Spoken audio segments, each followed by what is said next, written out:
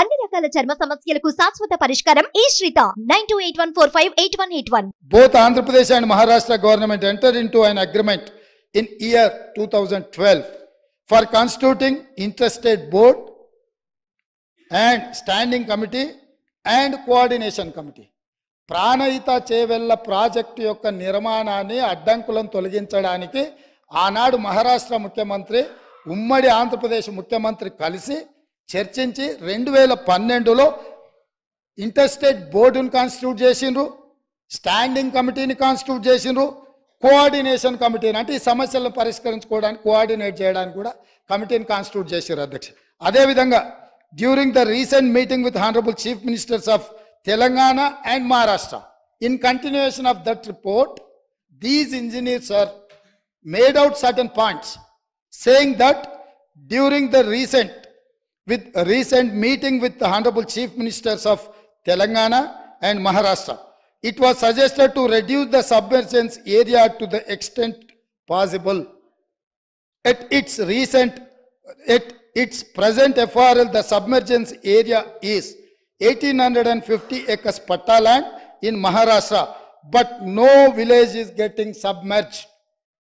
మహారాష్ట్ర ముఖ్యమంత్రి తెలంగాణ రాష్ట్రం వచ్చిన తర్వాత తెలంగాణ రాష్ట్ర ముఖ్యమంత్రితోని సమావేశాన్ని ఏర్పాటు చేసినప్పుడు జరిగిన చర్చలో వాళ్ళు గుర్తించింది ఏంటంటే తుమ్మిడిహెట్టి దగ్గర 152 మీటర్ల ఎత్తున బ్యారేజ్ కట్టి ఈ ప్రాజెక్టును పూర్తి చేస్తే మహారాష్ట్రలో మునిగే ముంపు భూమి పట్టా ల్యాండ్ ఎంత అంటే 1850 ఎకరాలు మాత్రమే.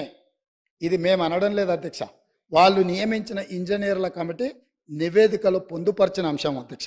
అదేవిధంగా అధ్యక్ష, a study is made to reduce the FRL of Pranahita Chevella scheme from the present 152 meters to 151 meters, which would keep the scheme sanction unaltered. Similarly, possibility of reducing present FRL from 152 meters to 150 meters has been examined. This will reduce the submergence from 1850 acres to 1250 acres.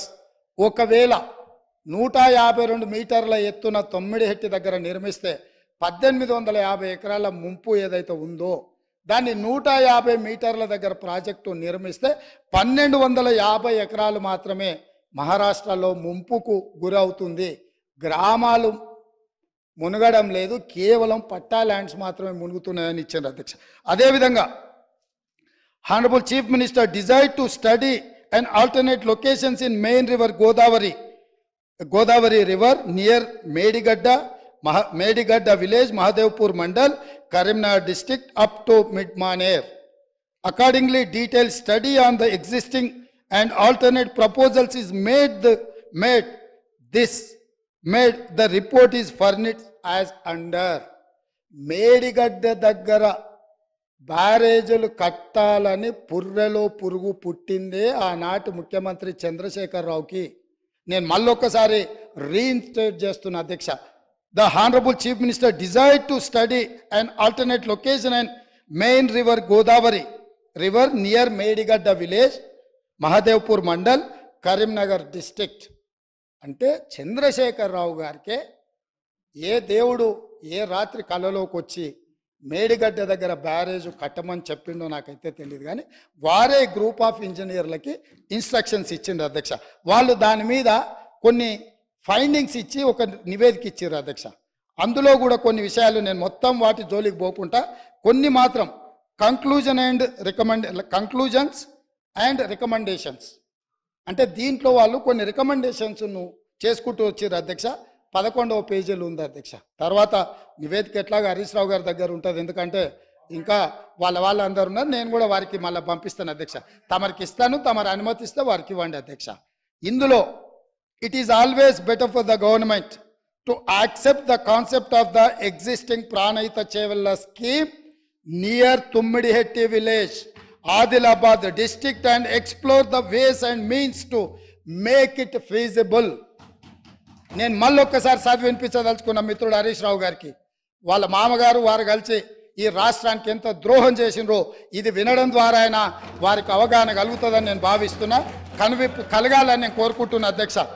It is always better for the government to accept the concept of the existing Pranavita Chevella scheme near Tummideti village, Adilabad district, and explore the ways and means to make it feasible.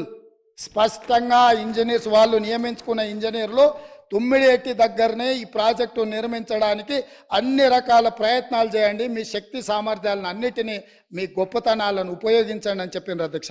అదేవిధంగా there is a feasibility of reducing the FRL from 152 meters to 151 meters, i.e. by 1 meter without altering the scope of the scheme.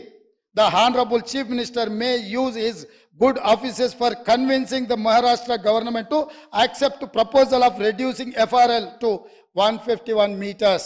ఏమన్నారంటే చాలా శక్తిశాలి, అసలు ప్రపంచాన్ని అంతా కూడా గజగజలాడించి పులి నోట్ల తలబెట్టి ప్రాణాలనే త్యాగం చేయడానికి గొప్ప అపర భగీరథుడు.